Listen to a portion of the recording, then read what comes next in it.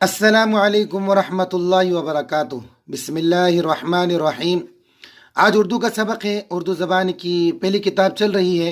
11 سبق ہمارے مکمل ہو گئے۔ آج 12واں سبق ہے۔ شروع میں 4 حرف کے الفاظ، 5 حرف کے الفاز۔ سبق نمبر 11 سے ہمارے 6 حرف والے الفاظ اور ان کی مثالیں چل رہی ہے۔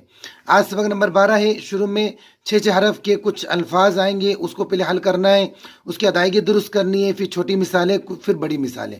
تو چلیے سبق کی طرف۔ بسم اللہ الرحمن الرحیم۔ امتحان، ان الفاظ کو درست کرنا ہے، زبر زیر پیش نہیں ہے، تو ہمیں انہی الفاظ کو اس طریقے سے درست کریں گے تاکہ ہماری اردو بالکل درست ہو جائے۔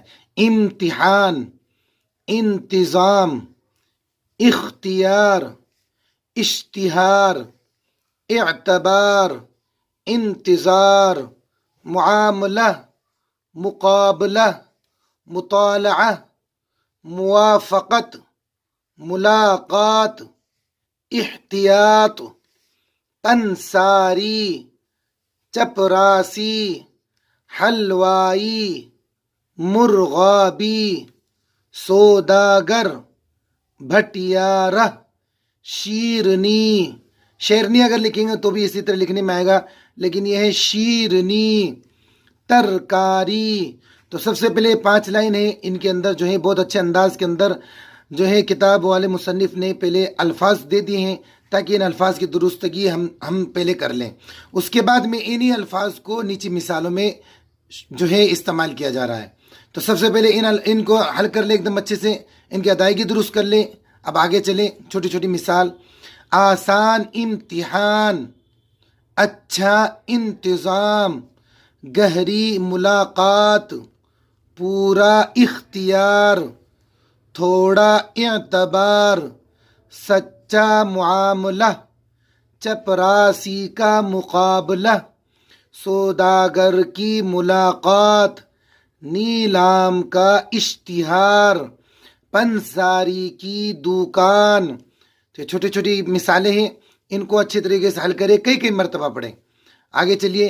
ہو سکے تو اردو زبان کی پہلی کتاب ہم ساتھ میں لے کر بیٹھیں اور ویڈیو کے ساتھ ساتھ اس کو بھی دیکھتے رہیں۔ 5-10 منٹ ہمیں نکالنا ہے، اردو انشاءاللہ ہماری بہت اچھی ہو جائے گی۔ اب کچھ بڑی مثالیں۔ امتحان قریب ہے، احتیاط سے کام کرو، پڑھنے کا انتظام کرو، پڑھنے سے پہلے مطالعہ کرو۔ ایک ساتھ پڑھیں گے تو پڑھنے سے پہلے مطالعہ کرو، اشتہار میں قیمت لکھی ہے، ان کی ملاقات کا انتظار کرو، حلوائی نے شیرنی بنائی، شیرنی کہتے ہیں مٹھائی کو، حلوائی نے شیرنی بنائی، تم کو اس معاملہ کا اختیار ہے۔ تو ان مثالوں کو بھی ایک دم اچھے طریقے سے حل کرے، کئی مرتبہ پڑھے، اتنی کوشش کرے، اتنی مرتبہ پڑھے کہ یہ پوری مثالیں ہم ایک ساتھ میں بولنا آ جائے۔ تو سب سے پہلے ان الفاظ کو حل کریں، اس کے بعد میں چھوٹی مثالیں، اس کے بعد یہ چھوٹی مثالیں، اور ادائیگی بالکل درست ہونی چاہیے، زبر زیر پیش نہیں ہے۔ اگر ہم ان کو درست کر دیں گے تو آگے ہمارے لیے اردو پڑھنا بہت آسان ہو جائے گا۔